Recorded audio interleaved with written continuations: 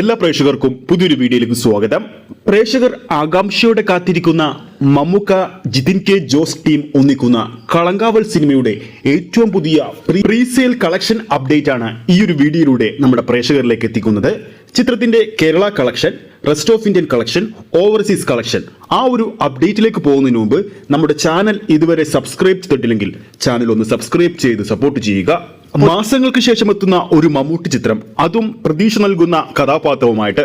റിലീസിന് 1.5 ദിവസം അവശേഷിക്കെ ചിത്രത്തിന്റെ ഏറ്റവും പുതിയ കളക്ഷൻ അപ്ഡേറ്റുകൾ വരുമ്പോൾ, പ്രീസെയിൽ കളക്ഷൻ അപ്ഡേറ്റുകൾ വരുമ്പോൾ ചിത്രം കേരള ബോക്സ് ഓഫീസിൽ നിന്നും ഇതുവരെ 1,40,00,000 രൂപയാണ് സ്വന്തമാക്കിയിരിക്കുന്നത്. റെസ്റ്റ് ഓഫ് ഇന്ത്യൻ ബോക്സ് ഓഫീസിൽ നിന്നും 11 ലക്ഷത്തിന് മുകളിലും ഓവർസീസ് ബോക്സ് ഓഫീസിൽ നിന്നും 42 ലക്ഷത്തിന് മുകളിലും ചിത്രം സ്വന്തമാക്കി കഴിഞ്ഞു. ഇതോടെ ഈ സമയം വരെ ചിത്രത്തിന്റെ ടോട്ടൽ അഡ്വാൻസ് പ്രീസെയില് 1,93,00,000 രൂപ കഴിഞ്ഞെന്നാണ് റിപ്പോർട്ടുകൾ പുറത്തു വരുന്നത്.